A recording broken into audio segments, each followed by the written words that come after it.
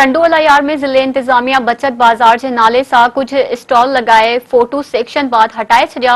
1.5 हफ़्तो अॻु works and service जे सूबाई वज़ीर सैयद ज़िया अब्बास शाह रिज़वी डीसी ऑफिस में ज़िले इंतजामिया ऐं ताजरनि सां गॾिजाणी करे रमज़ान महीने में अवाम खे रिलीफ ॾियण लाइ बचत बाज़ार लगाइण जी हिदायत कई हुई।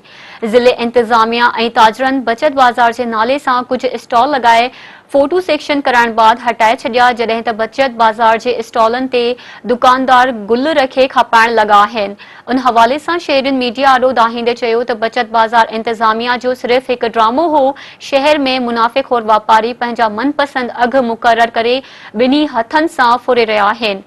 उन्हनि वधीक चयो त ज़िले इंतजामिया रमज़ान शरीफ़ जे महीने में अवाम खे रिलीफ ॾियण में मुकम्मल तौर नाकाम थी चुकी आहे। शहरियुनि सूबाई वज़ीर सैयद ज़िया अब्बास शाह रिज़वी ऐं ॿियनि वसवारनि खां घुर कई त रमज़ान जे महीने में अवाम खे सहूलतूं ॾेई खेनि परेशानियुनि खां बचायो वञे।